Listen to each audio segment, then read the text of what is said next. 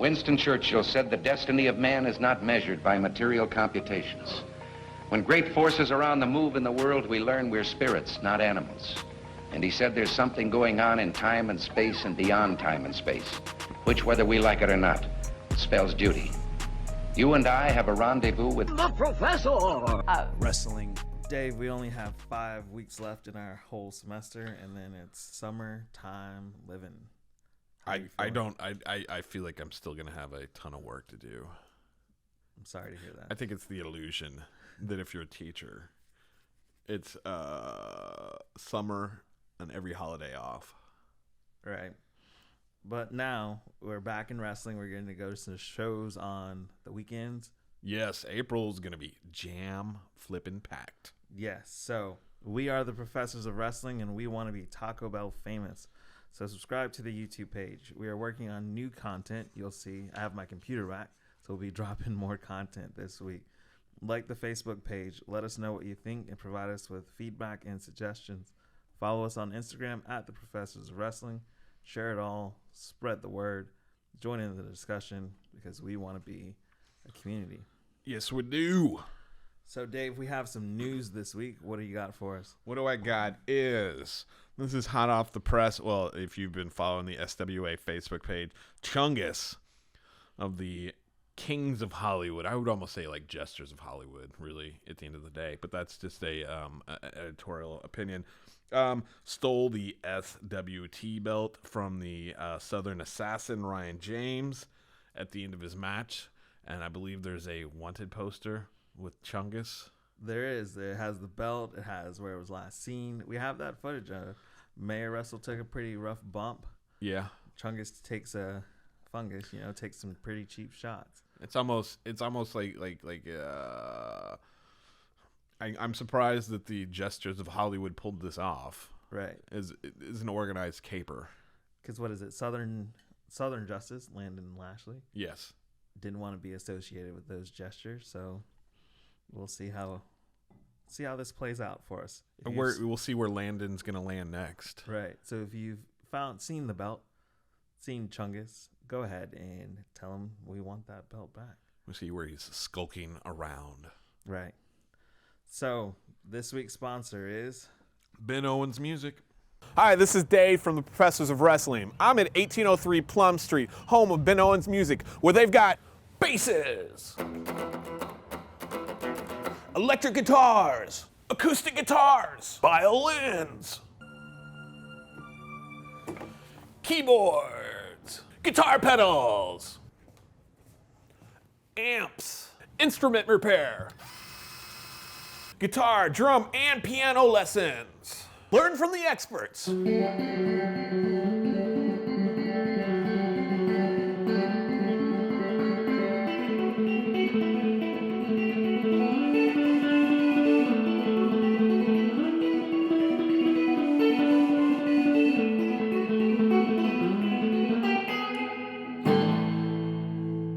Ben Owens Music, Valdosta's music store. And we're back. So, Dave, we're hitting that part of some talking points and some things you got for us was, what do you expect from a promotion? Yeah, I think that's been like post anytime we come back from a show. Right. We always talk about, kind of debrief it and think about what we want to discuss in for the podcast. And last couple ones recently, and I think this coming back from post-COVID, is like, what are our expectations when we go to a show? And hearing some of the comments from some of the other fans as we're leaving too, that aren't familiar with a local regional promotion. Right. I think, what is it? I was in Florida for Movement Championship Wrestling. You and the unofficial third member? Right. And the guy behind us wouldn't shut up, saying they wouldn't do this in AEW. They wouldn't do this in NXT. And I'm just like, this isn't that. This isn't your AEW style wrestling or it's production by. Right. Like what you think you're getting for what, an $8 ticket or $15 ticket is not the equivalent of what you're getting for, I don't know how much an AEW or. I don't know either. Right. Like $30, $40, $50 maybe. Right. It's excellent talent, but the production value in terms of all the pyrotechnics that you probably want, it's not going to be there. I say in defense of local mom and pop promotions is having put on shows before comedy shows and rock shows and all this in a previous life, that what goes into it is you've got to book the talent. Right. The talent may or may not show up, and we've seen this car problems that have happened, and understand post-COVID too, dealing with those issues or emergencies do happen. So you're dealing with that, the reliability of people showing up. Two, you got to, like, where's the money coming from? You're paying this out of pocket. So you got to pay for insurance. You got to pay for the facility. You've got to, you've got to rent a ring if you don't own one. You've got to purchase a ring. And that, I think those probably are expensive. Those are expensive rings, right? Yeah. And so, and then you got to get all the equipment that goes with it. And then, if you've got barriers, everything. And then you've got to make sure you got a PA system of some sort. You got to get, locker room set up. And then on top of that, the logistics of getting everybody together. And then you're dealing with the personalities of the wrestlers. That's just a snapshot and really quickly. That takes, and people are doing this on top of having their full-time jobs. So this is like a passion project almost in a lot of sense. There's a lot of energy and time that's put into that. So I respect that and I appreciate the time. And so when I go and I pay and I see, before we start complaining or talking, I'm critiquing the event. You have to think about those at the end of the day. So it's easy to sit back and poke fun at all that stuff. To some of the events we go to, we're seeing raw talent just out of like local like wrestling schools of some sort, or maybe not even having wrestling schools. So we're seeing talent on the way up, or people on the way down as well. We're seeing people in their first match. Like, we'll see them in August, and this will be their first match, and then we'll see them, the second half of second semester for us, and out of nowhere, they're this amazing talent that really put in the work for their craft. Right, and I think, too, coming out after lockdown and COVID, we saw some people really up their game. Right. And really improve their characters, their ring moves, their ring set, everything they do within the ring. And it just, like, blows my mind. Shout out to Brother Azrael. This is a quick plug, as he's a tag team champion. Yes. As we talk about talent growing. And I've watched him in some of the promotions up like in the Atlanta area, right, way beyond our driving distances we normally do, improvement on stuff like that. So when going to local promotions, I have that expectation, and there's some things that expect there's going to be sometimes some botches on the entry music. That's kind of some of the charm to it, is some of the mistakes that happen along the way. So I'm forgiving on the technical glitches that happen along the way. And maybe some of the botches from the new talent in there as they're learning their craft, because you can do it in the class, in their classes and their trainings, but when you're in front of that audience, and we've seen Pavo audiences can be, like, pick on them, can be really harsh. Right. Like, you have someone just calling you screaming words and terms that, really, that can be distracting. Cut deep. So, what do I expect from a promotion? Definitely 2 to 3 hours of fun. 2 to 3 hours of fun. Some interesting storylines if they decide to do that. Storylines are their thing. Yeah. I'm always checking social media, so I'm a big social media kind of person. So I want to see what I'm going into. That helps. What's your footprint online, and if I'm following that footprint, are you engaging with your fans or people who are coming to it? So that's for me. Like, I really like the social aspect of it. I think I'd like to see. I wish some of the mom and pop stores would run a little bit tighter. Yes. Tighter things is some matches. I know everybody wants to do 15, 20, whatever, 12 minutes, but not every pacing. Think about pacing of the card. We've seen it good and bad at several, several different promotions around there. Think about how the pacing, because if it, and I don't want to see every match at the same pace. Right. Slow and work the ring. I mix it up, and I'm not expecting AEW, WWE, ROH, MLW, anything kind of that level, but I want to have a good time at the end of the day and want to be entertained. I think, probably like the top tier of the indie promotions we go to is Fest. Yeah. Fest, and I think how long was theirs? Like 4 hours? We were there for a good minute. Good minute, and it felt like it just went by quickly. Because they don't, what is it? They remind you of the time to like snap you out of the reality that, hey, you've been watching this match for probably 10, 12 minutes. Yeah. And here's what's left of it. So I think one of the things that I always look at is how do we get back from intermission? Yeah. What's that? How do you get the fans back? How do you get the wrestlers back into the one spot to say, hey, we're finna go? And that's always the tricky part there.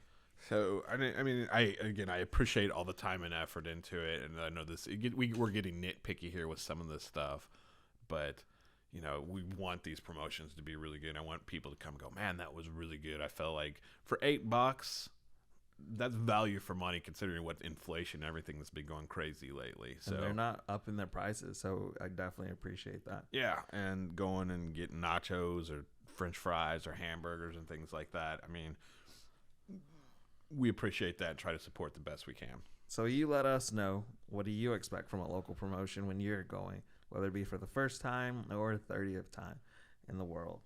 Cool. So we're moving into promotions. Yes. We're starting with S.W.A. We went there last week for Battlegrounds 22. It'd been a while. I missed the last one. Did you? No. Yeah, I missed it. Okay. So, we both had something going on that day that conflicted. So I'm excited to see where the storylines picked up. Where were the Jesters of Hollywood? How would things play out? And it started off pretty interesting. The commish, Wild Bill, came out. Yeah. Told us what's going on.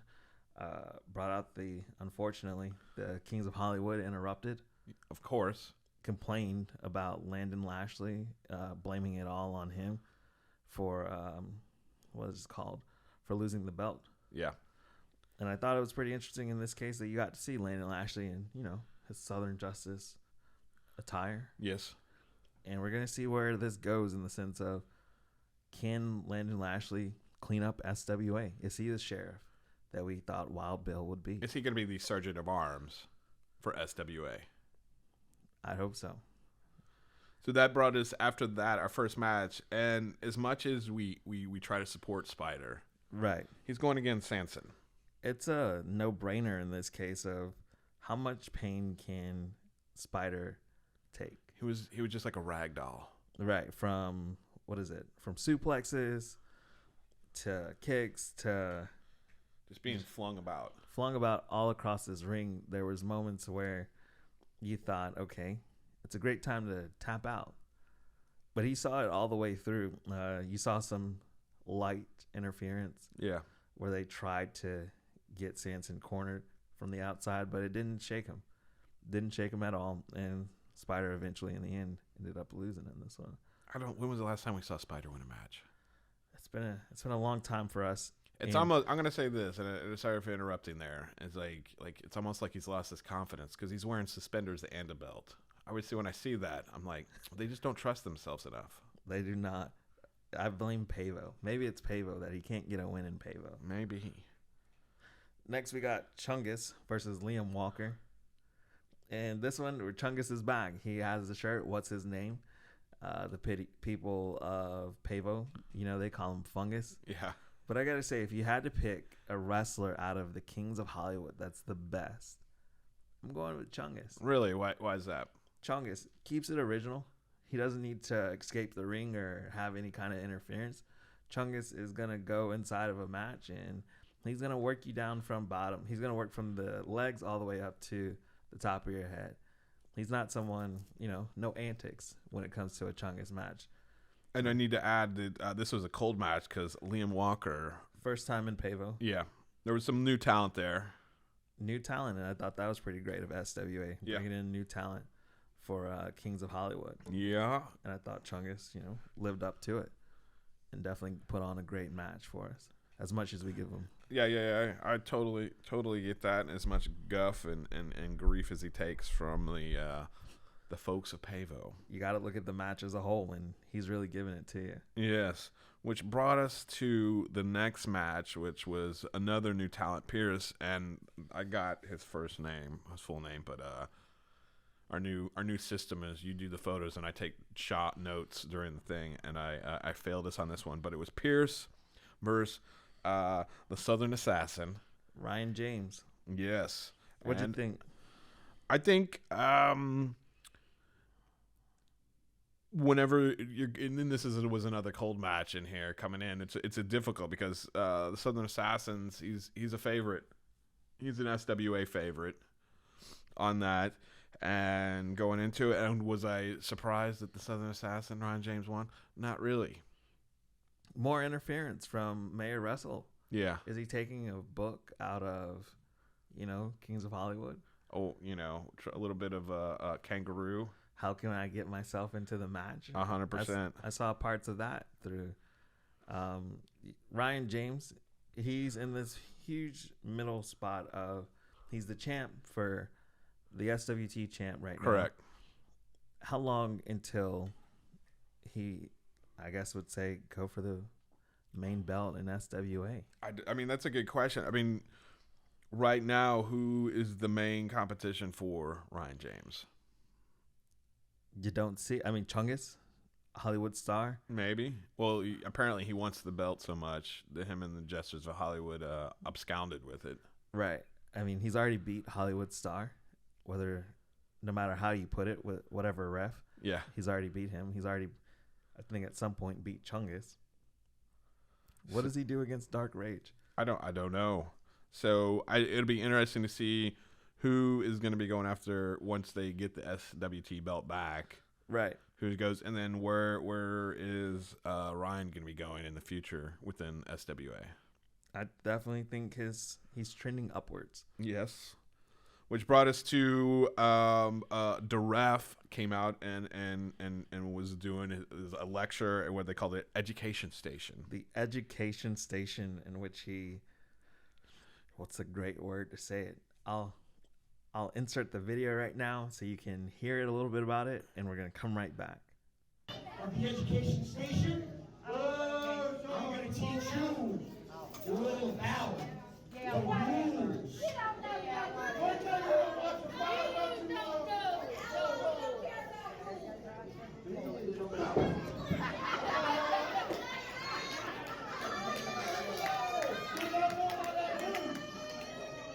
Chapter 32.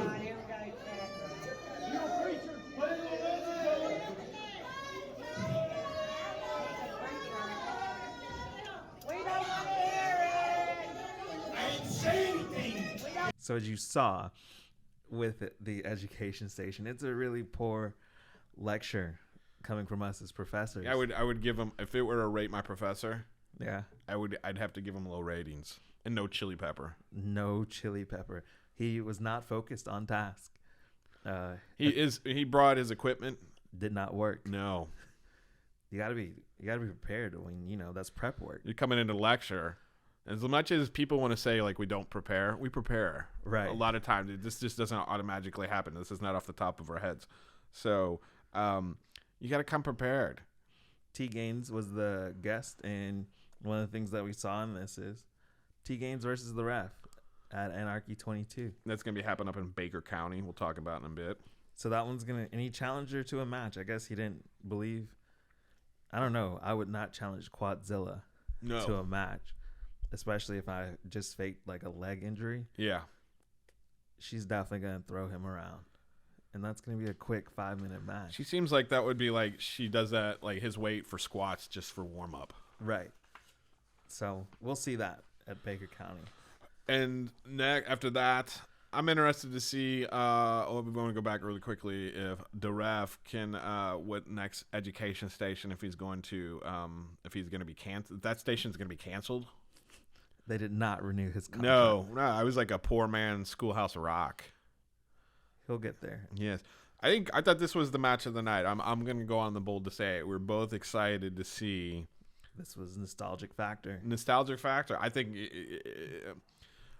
We knew Dax was going to be on the bill. Yes, he was on the poster. But we were not aware the Maverick was going to be there. Is that correct? That was correct. We lost it. We popped hard for that. Right. When we saw the Renegades come out, we were just like, biscuit time. It is biscuit time. It is biscuit time. So the Renegades were back, and they were going up against Scrotus, which I think the Renegades are a really good tag team.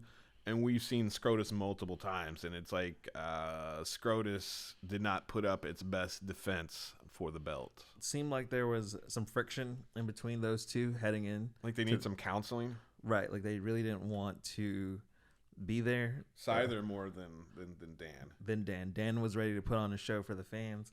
Scyther was more worried about who knows going through his head. So with this one, we saw the first, the first double team of the Renegades come back. And this was a team, if you think back in S.W.A. history, that was booed. But everyone this night was on their side to say, welcome back, and we were happy to have you here. Yeah. One of the things that we also got from this was we got to give congratulations to Scrotus. However this tag team has ended, they have kept this belt for, I want to say, close to over a year, maybe 2. Yeah, well, they had to find the belt. I believe Dan lost it. Yeah, if they lost the belt at one point. Yeah. So it was something... or it was misplaced, let's just put it that way. Right. It was a culmination of that ending to where, what a great run by Scrotus. Do we want to talk about what happened after the Renegades? They're your new tag team champions. Do we talk about what happened afterwards? Scyther attacked Dan. I'm going to say this. Where was Gunther during all of this? Gunther was on... Nothing. Nothing. He didn't bring anything to the table. You're still not a fan of that. I'm a hater. I'm totally hating on Gunther. It's cool. But Gunther was knocked all the way out into the stands, or to the fans. So you had to have security get out there. You had the ref get out there. Not the ref, but a ref get out there to help break this up, but couldn't stop Scyther from attacking Dan. And that brought us to intermission there, and Diamond Duke from, what do you call him, the coal mine? The coal miners. The coal miners. Yeah. Sent a proxy over and gave you the bird. Yeah, that was pretty interesting. He has his people everywhere. Yeah, he's like, hey, you're the professor. They came out, you're the professors of wrestling. Which one of you is Dorrian? I got something from you, from Diamond Duke, and then it was like, boom, just shot you the bird. That's tough. But I always appreciated that I'm on the Diamond's mind. That means you got real estate. Real estate in his head. That's right. So, after that, then it brought us to Kelly Clark and his chicken Jerry. Look at you getting the name of the chicken right. I know. Versus Dark Rage. Yes. Now, I won't lie to you and say that we've been giving Dark Rage a hard time of who's his competition. We have. And even in this match, I was just like, why is the S.W.A. heavyweight champion facing Kelly Clark and a chicken? But the asterisk is, where was the belt? Where's the belt? Yes. Where was the belt? I didn't see the belt. I didn't either. Maybe Dark Rage has lost his belt. Yeah. Seems to be a problem lately. Kings of Hollywood can't keep up the belt. Yeah. But Kelly Clark gave Dark Rage probably one of the best matches that I've seen, or made him work in the best matches that I've seen. We didn't see any out of the ring shenanigans. None. Like, he really had to stay in the ring. A lot of chain wrestling. In the best 5 months that I've seen Dark Rage work, probably since his time with Preston. Yeah. And I thought that was pretty interesting to know that we know Dark Rage can have this level of talent. Yeah. Because we've seen that level of talent. But for Kelly Clark, albeit coming after that match that we saw with him partnering with the Nightmare Syndicate. Yeah. To now, excellent job, Kelly, and we thank you as fans.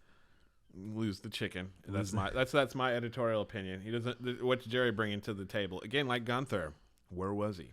Dave, there's going to be like a handicap match between you, Gunther, and Jerry. I'd be more than happy to have a debate with Jerry the Chicken, and I know I'm going to win. Good deal. So, Dark Rage, still your champion, and gave on one of the best performances I've seen in a long time from him. So, did we before we move on, did we want to talk about what was gonna the career versus career match that was supposed to be happening? Yeah, and then before we talk about the main event on that, so this was messaged to us this morning. Due to the situation beyond anyone's control, the career versus career match scheduled between Vince Lewis and James Morrison, aka former Punkadelics, yes, had to be rescheduled. S.W.A. management Vince Lewis and James Morrison are currently in talks to get this match back on the card. So something's happened. We don't know exactly what. Car problems. I mean, could be maybe they're in counseling seeking this out. I don't know. Could be contract issues. But I guess that's a TBA match. James Morrison knows that Vinny's going to make him tap. And that's he's a little bit scared. I'm digging the new James Morrison though. The evil James Morrison. It's intense. I like it. So the main event was a intergender tag team match. And this stems back from the event last time of where Space Cowboy interfered. Yeah. With Avery Bro and T Gaines match. Mm-hmm. And you had Tyler Uriah come in to help T Gaines. Yeah. And they were dropping promos before this match, T Gaines was, saying that they're going to bring in Tyler Uriah, and we'll see how. And we saw how this night went. So. And it kind of went the way I was surprised because I thought T Gaines and Tyler Uriah, were going to win this one. I did not. It's Avery Bro. You're a super fan. Right. I think you just like it to rile up the locals. Yeah. That's always fun. But it was a back and forth match. I was surprised that Tyler stayed in as long as he stayed in. Yeah. In a match of which, for us, it was just our first time really seeing him in a match. Yeah. And I expected T Gaines to dominate. But through the excellent tag team of Avery Bro and the Space Cowboy, they isolated Tyler most of that entire match to ensure that he had no chance to really tag in T Gaines. Yeah. Through the few spots that she was in, you saw that she was the true talent, the true champ, the fighting champ that she is, to knock out Avery Bro at times and even, take on Space Cowboy. So we'll see where where does it go next? Oof. Singles match, Well, we know T Gaines is taking on DeRef Yeah. in Baker County. Right. Unless somebody has car problems. Or the education station bookmobile doesn't breaks down on the way. Right. So we'll see how that goes in a sense of what happens. So if you're going to be in the Baker County region on April 2nd, Anarchy 22 is occurring. Bell time is at 7 p.m., I guess. Doors will open at 6 p.m., and that's at the Baker County Kindergarten through 12th School in Newton, Georgia. Good promo, Dave. Good promo. Thank you.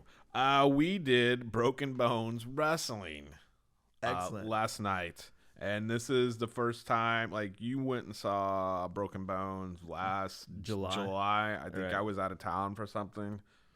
I think I was out doing some mountain biking and hiking up in North Carolina somewhere. But it was the Waycross Rumble, and I think it had been a hot minute since they'd been in Waycross at the what is that place called again? The Trimble? Yeah, We're not perfect. It's a in long Waycross. Yeah, it's a long. I mean, it's a long freaking name. It's a great venue. I think it's a great place for wrestling. I think. Yes. Set up and everything easy to get to, a lot of parking, et cetera, et cetera. So we go into it. There were 6 matches on the card. The bad guy Preston Paradise. We finally get to see what he's been up to. Right. Versus the lethal lariat Lamar Phillips. You got to hear your promo, Wine Dine 69. They're going to hop on this train all night long. Not the same impact, but, Yeah. he got the fans riled up, Preston Paradise. I'm going to ask this. I'm going to throw this out to Preston. Where does he dine them at? Where does the bad guy take his dates? Applebee's. You think Applebee's? I think he's more of like a Huddle House, Waffle House guy. We'll have to ask him and see where's the bad guy go. And, through his tricks, through this one, it was exciting to see the bad guy go. You're a lot of outside of the ring material that we have here. Yeah. In the sense of the chops are still hitting. But spoiler alert, had to get some leverage off the ropes to get the pin. By any means necessary. He's going to win this whole match. I thought this one was great to see the back and forth of the suplexes from this one because he's going to definitely bring it. What type of wine or booze does he try to court his assignations with? Box wine. Box wine, Just Really? generic Walmart box wine. $2 chuck. Yeah. All right. Which brought us to, after that, let us know what would date night be with let's throw this out. I know I'm this bit I'm going on it, but if you want to date with the bad guy, Preston Paradise, how do you think? Project, was it fantasy book that date, and let us know what steps would happen during that week.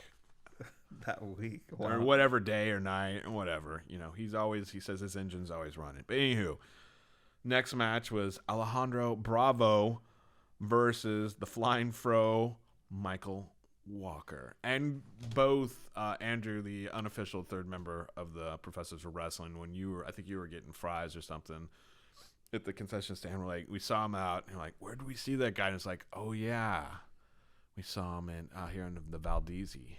Yeah, we saw him. We've seen him in Valdosta. We've seen him at Southern States, I want to say, or is that one, or SCCW. We've seen him fight for a good bit. Yeah, and to see where he is now compared, to go against Alejandro Bravo, the most angriest wrestler. Yeah, the growth is unbelievable. People are still calling him Screech. Yeah, but he kind of plays into it. Right. And I thought for the 15, 10, 14 minutes that this went, that it was a high impactful match. Like, this one was my favorite of the whole night. It was the most high flying match of the evening. Right. I think it was a good break from the first match, which is like a heavyweight kind of like slug it out, brutal, just bam, bam, bam, a lot of hard hitting, a lot of lariats. And this one, Michael brought and both Alejandro brought in a little bit different flair to it. So it's again talking about mixing up matches, like perfect time for it after the two kind of like heavyweights. So, but Alejandro Bravo won, and then what is it? Logan Steele was trying to say he was Michael was his boy, and then was upset. Even attacked him. But I mean, Logan Steele's like a poor man's Georgia South. And then he got fired. But I saw him lurking around. Searching. I mean, what would you do in unemployment? I don't know. I would start looking for a job. Right. So, get a haircut. Get a job and a haircut there, Logan. And we'll see if he's back. Yeah. Match 3, Dave. The Dealer, Vernon Black, versus, I think this is the first time I had seen Scotty Bullwinkle. I don't remember seeing him any time before. I'm going to go with it. Yes, I haven't seen him, but he's probably somewhere on my phone. Yeah. To where I can't remember if I've seen him. And spoiler alert, was I surprised Vernon Black lost? Not really. You can't always bet on Black. No. Because, you never know how his matches are going to turn out. 100%. I think the moves, the different spots of suplexes, and it was a heavy suplex kind of night in this one, of running the ropes. Scotty Bullwinkle pulled out every stop that he could. And he was just dealing poor hands that night. Right. So, which took us to Xander Killian and Alex Taylor. Xander Killian thought he could bring a bat into the ring. Yeah. Come on, it's not a no DQ match. Yeah. This one had every false finish that you could imagine happen. How many I lost count. I lost count after 5. And we know it may seem like an exaggeration, but no, there was probably over 5 false finishes, and all of them. I think there was more than 5. Right, and all of them tried to one up the one previous. Yeah, I mean, kicks to the head on the top rope, almost getting into a frog splash, suplexes to, I don't know the turn of where you do the suplex and then you turn their body and then it. Yeah, I know what you're talking about. It's like a power suplex. And then from there, you start thinking about leg drops, kip ups, knees to the face, like every false finish that you could think of. Yeah. And the crowd was just so enamored into this match, and I thought it was pretty great that they kept putting it on. So, but at the end of the day, Alex Taylor Won the match. Finally finished one out, which brought us to Kenji Bray and Prince Thesis. Now I had seen Kenji before, and I thought this one was gonna be. Where did you see Kenji at? I saw Kenji at Broken Bones. Okay. I saw him at Broken Bones in July, Okay. and I thought this one was gonna be a little bit faster.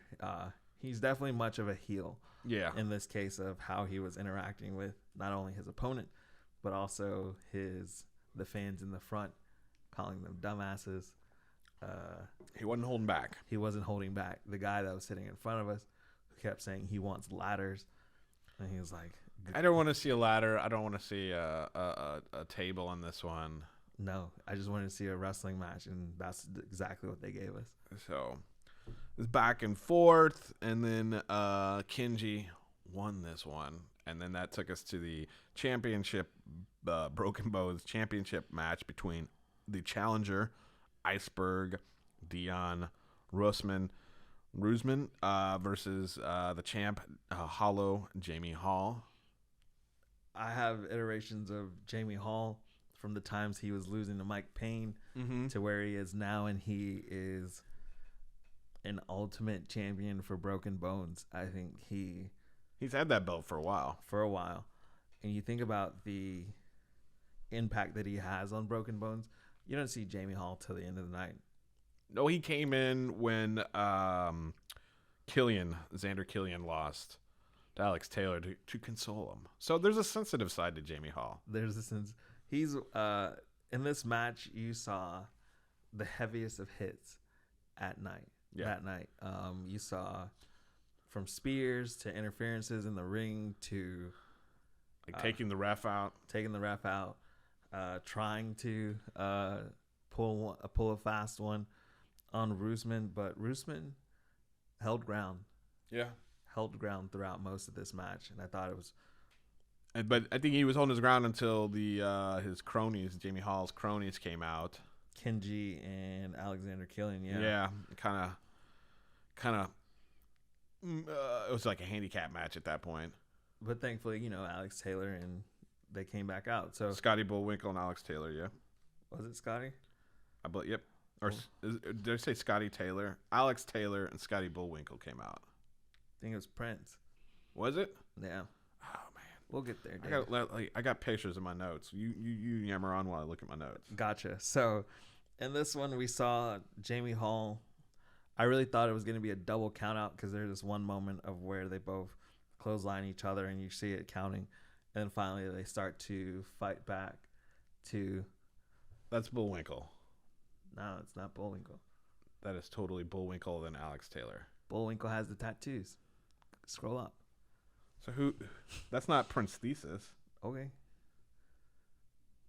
No, that's Lamar Phillips. That's Millar Phillips. We're both wrong. God, Go botch. watch. We caught our own botch though. Go team. That's why I was excited that you could like in the notes sidetrack. I could add pictures into it so that eliminates the confusion right there. Of who this is. Yeah. So we really thought that I thought that Dion was going to just hold the belt hostage from Jamie Hall. Yeah. But you saw Kenji go back out and take it. So what a great night. And Did you mention that he was DQ'd by the ref? yeah, which was crap to me because I don't remember him attacking the ref. Well, I think what happened is he speared the ref. Oh, And he was going for a spear, and like Jamie Hall jumped out of the way, or Jamie Hall flipped him, so he was speared the ref instead of him. come on, ref. You were batting 1,000 until that moment. Like I think it should have been either way, it would probably been a DQ then for Jamie Hall, but you can't lose the belt on a DQ. Right. So either way, it works for Mr. Jamie Hall anyway. So what a great night for Broken Bones Wrestling. I'm interested to see what goes on and when the next. I hope Broken Bones has another show sooner rather than later. Yes, I can't wait. GIPW, Georgia Independent Wrestling. By the time they were busy this weekend. Busy weekend, and just quickly, they were involved in Buckhead up in Atlanta for a night of Ox. For Ox, yeah. Ox is somebody who's really big in the wrestling community up in that area, and on the card, it was a lot of just promotions up in the Atlanta region that I've probably watched their YouTube shows or whatnot. But on the card, they had Lamar Diggs, Robert Vane, Mr. Wright, D Money, Eric Silva, and Aaron Black, all people we have seen when we make the trek up to Warner Robins. And then we're missing this today, as the day this podcast is coming out is One for the Road. Is today. And did you want to go over the card real quick, what they've posted? You're going to have Aaron Black versus Che Guzman. Skrilla the Great makes his return. Wow. Don't we have videos we need to drop from the last time we were up there still? We're gonna get it. I know you were gonna get it. I'm just putting a reminder out there. We're a bit behind. Versus Nathaniel Vanderbilt. Serpent Ninja Academy versus Money, Power, and Respect. Prince Apollo versus Johnson. Transcendence Jay Riley goes one-on-one with Brothers in Arms Jason Dugan. And then Exotic Youth versus Right Way Torino are some of the matches you can see. And I think their last thing up in Warner Robins, which we had to bail on, I had to bail on because of stuff, is now they moved from, I believe, Fight to YouTube. Good. So check that out. It's a great promotion. You'll see the links in the actual notes. So yes, and then lastly, I didn't put this in the show notes. I totally forgot because it'd been forever and a day. We were actually able to go to Taco Bell after the show last night. Finally. In Waycross. That's all it took for us to go to Waycross because Valdosta, you can't go inside. So, what'd you get? I got the chicken, wasn't chicken fries, the nacho fries box. But guess what? They're out of nacho fries. So we got potatoes instead, which is like they're both potatoes at the end of the day. Right. So, it was an exciting time to be back in a Taco Bell. It was. The people watching was interesting. Yes, definitely interesting in terms of what was going on. Yeah, there's a lot going on in Waycross Taco Bell on a Saturday night. Yeah, but it was almost like it was like the good old days. Sitting in a Taco Bell. So. Yeah, post match talking about it. So get it together, Valdosta, and open up your Taco Bell so we can be in there. We should have taken a picture to celebrate the event. Next time, Dave. All right. Memories. Yes. I'm Dorrian. You can find me on Twitter at D2Baber. I'm Dave, and I'm on Instagram at justaprofessor. And we are the Professors of Wrestling, and we want to be Taco Bell famous. So remember to subscribe to our YouTube page. We are working on new content for 2022. Like the Facebook page. Let us know what you think and provide us with feedback and suggestions. Follow us on Instagram at the Professors of Wrestling. Share it all. Spread the word and join the community. And we'll see you next time. Word.